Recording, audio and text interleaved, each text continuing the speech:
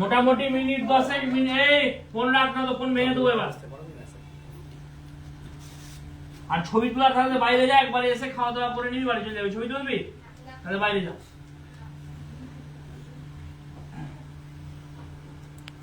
এখন থেকে 20 মিনিট তোদের জন্য শেষবারের জন্য বলবো।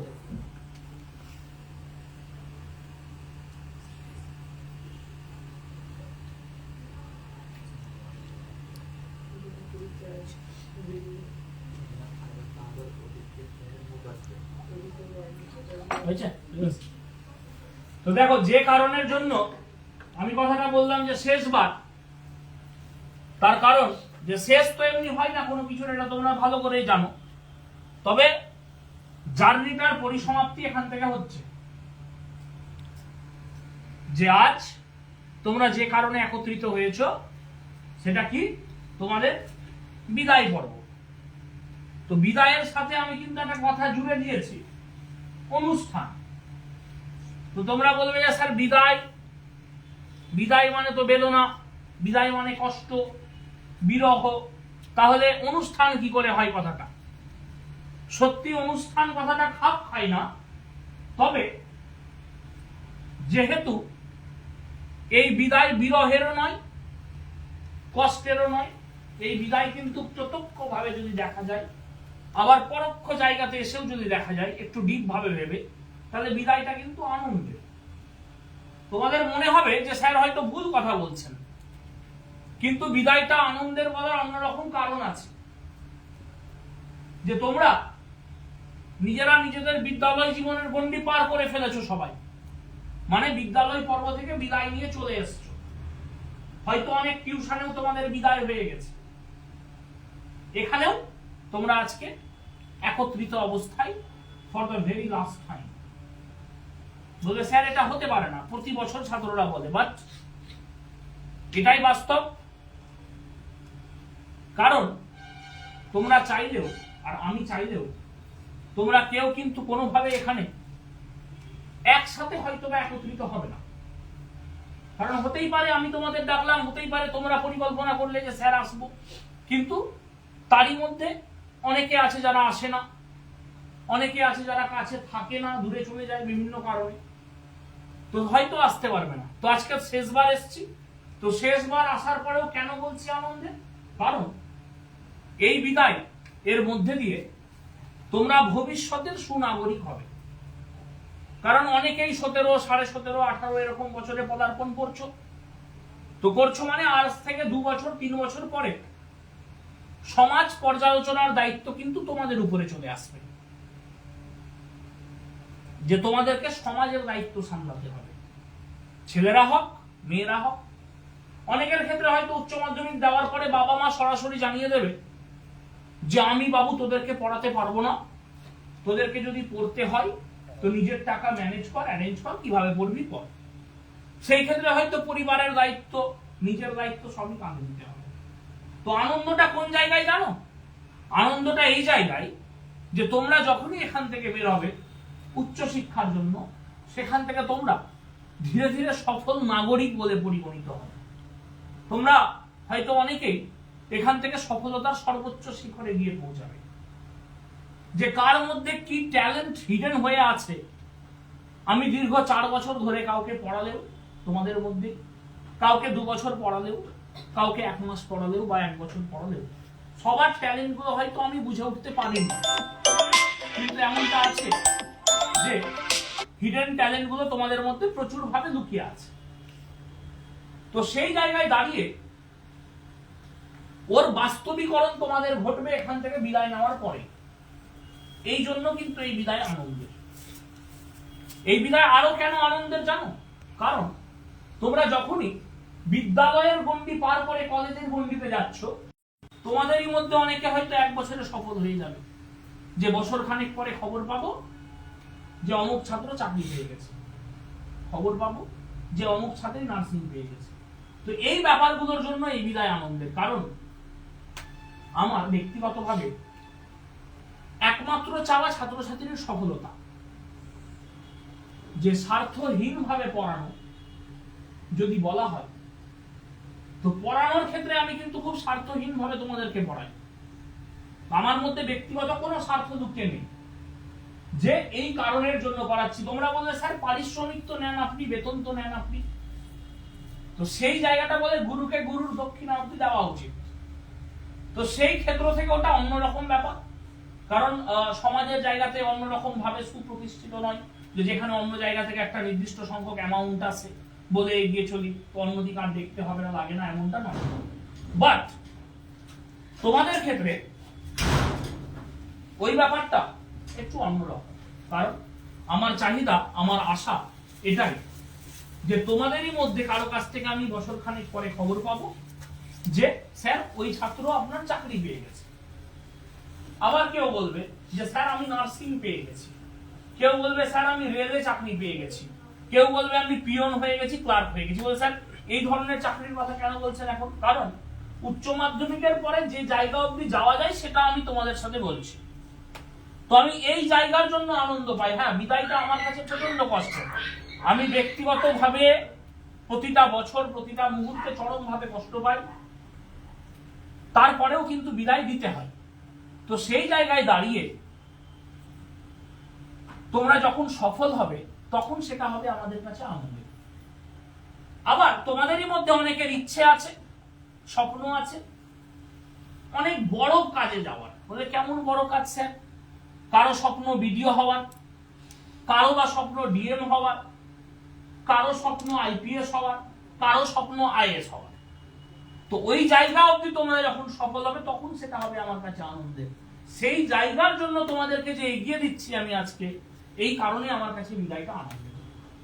কষ্ট, মনের কষ্ট অবশ্যই আছে, বাট বাইরে থেকে একটা অন্যরকম আনন্দ, তোমাদেরকে সুপ্রতিষ্ঠিত করার যে আনন্দ।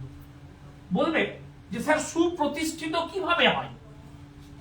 তোমরা মনে করো কালকে লাস্ট ক্লাস আমরা করেছি, কাল আমি তোমাদের সাথে আলোচনা করছিলাম, তোমরা অনেকে শুনেছো অনেকে শোনোনি, যে পরীক্ষায় প্রাপ্ত নাম্বার সাফল্যের একমাত্র মাপকাঠি নয়।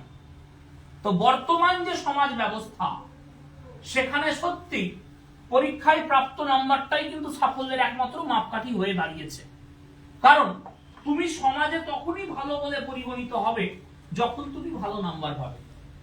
তো কথাটার পেছনে যুক্তি আছে, আবার অর্থাৎ পক্ষে যুক্তি আছে, বিপক্ষেও যুক্তি আছে।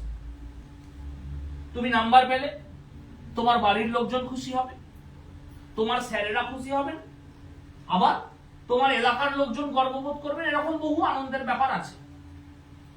কিন্তু শুধু নাম্বার পেয়েই যে তোমরা সুনাগরিক হতে পারবে এটা কিন্তু নয়। যে পরীক্ষায় পাওয়া নাম্বার তোমাদেরকে সুনাগরিক করতে পারবে না। তোমাদেরকে সুনাগরিক হতে গেলে ভালো ম্যানার্স শিখতে হবে। আমি একটু আগে একটা ব্যাচের বিদায় দিয়ে এসেছি, আমি সেখানে সরাসরি বলেছি যে আমার মনে হয় তোদেরকে শিক্ষা দিতে খামতি থেকে গেছে রে, নচেত এই ধরনের আচরণ তোদের কাছ থেকে পেতাম না। তো আমি কখনো আশা রাখি না যে আমার ছাত্রছাত্রীরা সমাজের পক্ষে হানিকারক হোক, সমাজের পক্ষে খারাপ হোক, এই ধরনের কোনো আচরণ করবে। নাম্বারের থেকেও বেশি সুপ্রতিষ্ঠিত হতে গেলে, ভালো মানুষ হতে গেলে ভালো ম্যানার্স শিখতে হবে। আমি আশা রাখবো যে আমার কাছে পড়া দীর্ঘ 2 বছরে আমি পুঁথিগত যা শিক্ষা দিতে পেরেছি তার সাথে তোমাদেরকে ভালো মানুষ হওয়ার যে শিক্ষা দেওয়া সেটাও আমি প্রতি পদে পদে দিতে পেরেছি। আমি কিন্তু এই আশাটাও তোমাদের কাছে রাখবো যে হয়তো তোমরা সবাই ভালো মানুষ হবে। সমাজ কল্যাণমূলক কাজ করতে হবে বাবু। তোমাকে সমাজবাসী খুঁজছে, তুমি কোন ভাষা হয়ে ঘরের মধ্যে বদ্ধ হয়ে থেকে যাচ্ছ। এইভাবে হলে কিন্তু হবে না। সমাজের বিপদে তুমি এগিয়ে না গিয়ে তুমি ঘর কোন হয়ে থেকে যাচ্ছ, এইভাবে করলে কিন্তু হবে না। বিশ্বকবির কবির ভাষায় কি বলেন? তিনি ধিক্কার জানিয়েছেন এই ধরনের বাঙালি জীবনকে, জানো তো, যারা ঘর কোণে হয়ে থাকে। কি বলছেন তিনি? যে ইহার চেয়ে হতেন যদি আরব বেদুইন, চরণতলে বিশাল মরু দিগন্তে বিলীন। তিনি বাঙালি না হয়ে যদি আরব জাতির লোক হতেন ভালো হতো। আরব জাতির লোকেরা কি করে? ঘোড়ার পিঠে চেপে ঘুরে বেড়ায়, দেখবে হয় না এরকম? এদিক ওদিক এদিক ওদিক, কোনো বাধা ধরা বাধা সীমা কিচ্ছু নেই। তো তেমন করে কিন্তু তিনি নিজেকেও মনে করছেন যে আমি যদি বাঙালি না হয়ে বাইরে যদি ঘুরে বেড়াতে পারতাম তাহলে সেটা আমার কাছে অনেক বেশি আনন্দের ছিল। তো তেমনটাই আমার কাছে সেটা আনন্দের হবে যখন তোমরা ঠিকঠাক করে সমাজ গঠন করবে। আমার কাছে সেটা আনন্দের হবে যখন তোমরা বিশালভাবে সুপ্রতিষ্ঠিত হবে। তোমরা বলবে স্যার বিশালভাবে সুপ্রতিষ্ঠিত হওয়া মানে কি? যখন আজ থেকে 20 বছর 25 বছর পরে তোমরা যখন চরমভাবে সুপ্রতিষ্ঠিত হয়ে যাবে, চলার পথে আমি যদি আমার চলার রাস্তায় বাধা প্রাপ্তি ঘটে আমি যদি আমার থানায় যাই একটা অভিযোগ নিয়ে আর দেখতে পাই যে ওই থানার এসআই বা ওই থানার আইসি বা ওই থানার ওসি আমার ছাত্র, তাহলে আমার গর্ববোধ হবে, আমার আনন্দ হবে। আমি যদি চলার পথে বাধা প্রাপ্তি পাই, যদি আমি কোর্টে যাই, আমি যদি দেখতে পাই সেখানকার উকিল সেখানকার জজ আমার ছাত্র, তাহলে আমার আনন্দ হবে। আমি আমার চলার পথে বাধা প্রাপ্তি পেলে যদি আমি ব্লকে যাই, দেখতে পাই যে সেখানকার ভিডিও আমার ছাত্র, আমার জন্য যদি চেয়ার ছেড়ে আমাকে সম্মান জানায়, তাহলে আমার গর্ববোধ হবে। আমার চলার পথে আমি যদি দেখতে পাই যে একটা ডিএম আমার ছাত্র, তাহলে আমার গর্ববোধ হবে। আমি আশা রাখবো যে আজ থেকে 20 বছর পরে তোমাদের এই সফলতা দেখতে পাবো।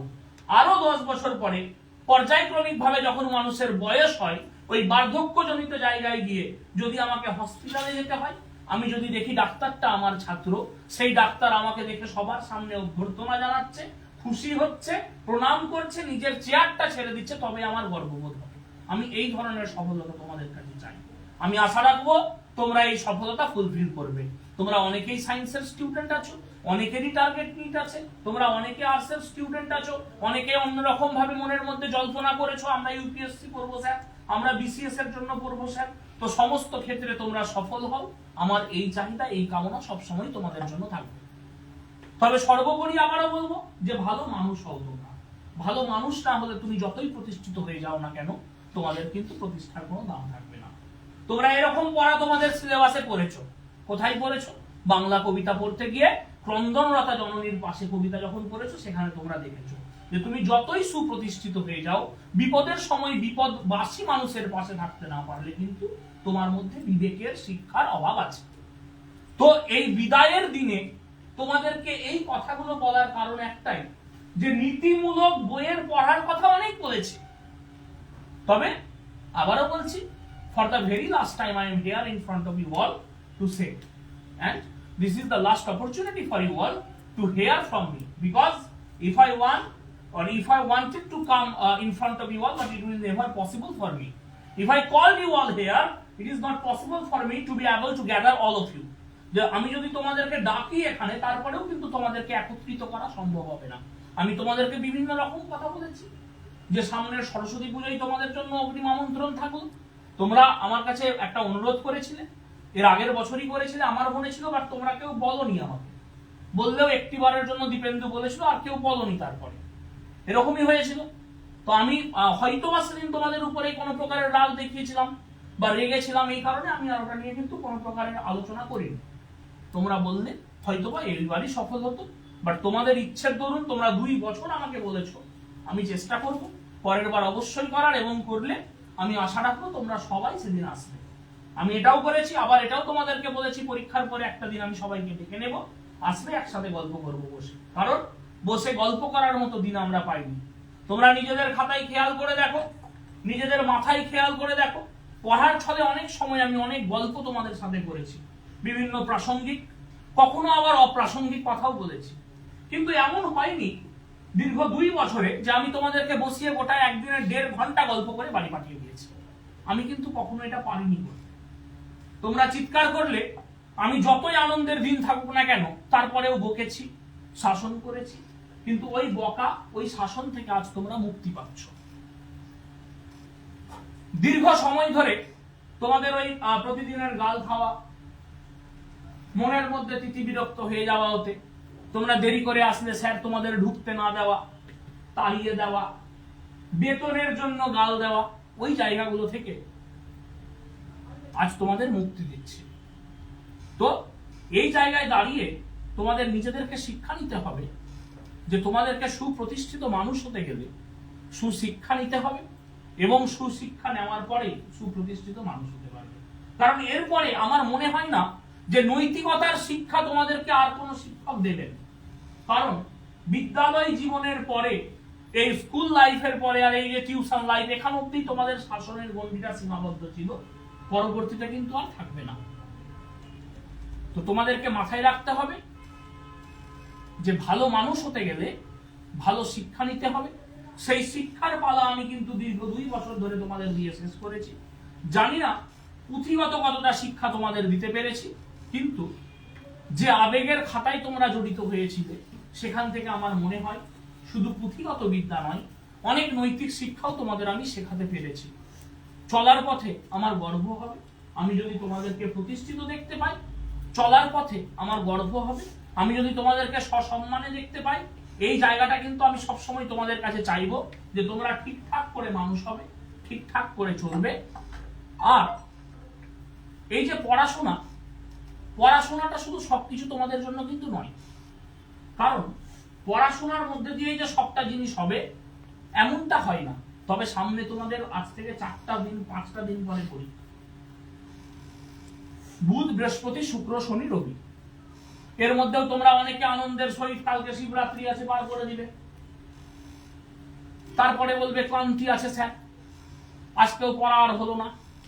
আমি তোমাদের জন্য বলেছি যে তোমাদের অনেকে আমার মনে হয়েছে, উপলব্ধি হয়েছে, কেউ খারাপ অর্থে কথাটা নিও না, যে ওদেরকে আমার একটু হলেও এক্সট্রা সময় দেওয়া উচিত। তো আমি সেটারও ব্যবস্থা তোমাদের জন্য বলে দিয়েছি। কিন্তু এই যে 5টা দিন নিজেদের আনন্দকে ভুলে গিয়ে পড়ে নিতে হবে। তোমরা শিবরাত্রি প্রতি বছর পাবে, তোমরা আরো অন্যান্য আনন্দ করার সময় প্রতি বছর পাবে, কিন্তু ভালো মানুষ যদি হতে হয় তাহলে ভালো পড়াটাই 5 দিন করে নিতে হবে। আমি তোমাদের কাছে নিজে ব্যক্তিগতভাবে দুঃখিত যে ডেকে তোমাদের 2 ঘন্টা 3টে ঘন্টা সময় নষ্ট করেছি, কিন্তু মন যেতে দিতে না চাইলেও বিদায় তোমাদের দিতেই হবে, এরকম হচ্ছে ব্যাপার। কারণ কি বললাম, উচ্চ শিক্ষাটা। তো তোমরা এখান থেকে সঠিক শিক্ষা নিয়ে বেরোবে। রাস্তা চলতে শুধু আমাকে নয়, তোমাদের যে কটা শিক্ষক আছেন তাদেরকে যখন দেখবে সঠিক সম্মান দেবে। শিক্ষকের ব্যাপারে খারাপ কথা বলে, খারাপ মন্তব্য করে কখনো কিছু হয় না। যদি ভালো বড় হতে চাও তাহলে কিন্তু সম্মান করতে শিখতে হবে। প্রথমে নিজের দোষগুলোকে ধরতে শিখতে হবে। আমি আশা রাখবো তোমরা সেই শিক্ষাও আমার কাছে পেয়েছো, কারণ আমি চলার পথে নিজের ভুলগুলোকে সবসময় সবার আগে বেছে বের করে নিই। তো তোমরাও সেই জায়গাটা বজায় রাখবে, এগিয়ে চলো সবাই। ওই বিদায়ের জায়গাতে দাঁড়িয়ে তোমাদের জন্য আমি শেষ 4টা লাইন বলবো।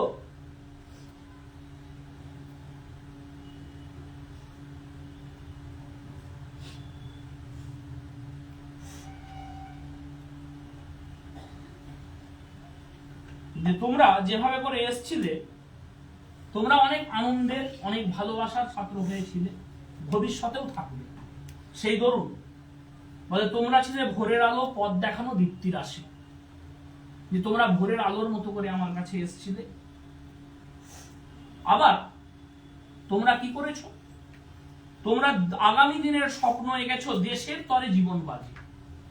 যে তোমরা ভবিষ্যতের স্বপ্ন এঁকেছো, তোমরা ভবিষ্যতের সুনাগরিক হওয়ার স্বপ্ন এঁকেছো, নিজেদেরকে সুপ্রতিষ্ঠিত করার স্বপ্ন এঁকেছো। আমি আশা রাখবো যে তোমরা সুপ্রতিষ্ঠিত হতে পারবে। তবে এখান থেকে তোমাদের সঠিক শিক্ষা নিয়ে যেতে হবে। ওই যে বললাম বারবার একই কথা, বিদায় তোমাদের দিতেই হবে। তোমরা জানো কবিতা বলে, বর্ষে বর্ষে দলে দলে আসে বিদ্যা মঠ তলে, চলে যায় তারা কদরবে। যে তোমরা এসছো দলে দলে, তোমরা আনন্দ করেছো দলে দলে, আবার তোমরা দলে দলে বিদায়ও দিচ্ছ। তো বিদায় তোমাদের নিতেই হবে। শেষ কথা, ভালো মানুষ হও, সঠিক দেশ গড়ার কারিগর হও। তোমরা একটু একটু করে এগিয়ে চলো। যে কি বলে বলে কথায় যে তোমাদের চলার পথের জন্য খুব দরকারি নিজের ভুলগুলোকে মেনে নেওয়া, নিজের ভুলগুলোকে ধরে নিয়ে এগিয়ে যাওয়া। কি বলে বলে যে ক্ষমা করো, ধৈর্য ধরো, হক সুন্দর তর বিদায়ের ক্ষণ। যে তোমরা চলার পথে এগিয়ে চলো, ভুলগুলোকে নিজেদের মতো করে এগিয়ে চলার চেষ্টা করো। মৃত্যু নয়, ধ্বংস নয়, নহে বিচ্ছেদের ভয়, শুধু সমাপন। যে কোনো কিছু দেখে ভয় পেয়ে কোনো কিছুর প্রতি পিছু টান রেখে থেমে থেকো না, এগিয়ে চলো সব সময়। চলার পথে তোমাদের স্যার সব সময় তোমাদের পাশে আছেন। বিদায় নিয়ে নিলেই যে শুধু স্যার থাকবেন না পাশে, এমনটা নয়। তোমাদের বিপদ, তোমাদের অসুবিধে, তোমাদের বাধা বিপত্তি চলার পথে তোমরা যে কোনো সময় স্যারকে খোঁজ করলে অবশ্যই পাশে পাবে। এগিয়ে চলো সবাই, সুশিক্ষায় সুমানুষ হও। আমি আর বেশি কথা বলছি না, কারণ আবেগ ঘন মুহূর্তে আর গলা দিয়ে কথা বেরোয় না। ভালো থেকো সবাই। বলো, ওদেরকে নিয়ে নাও।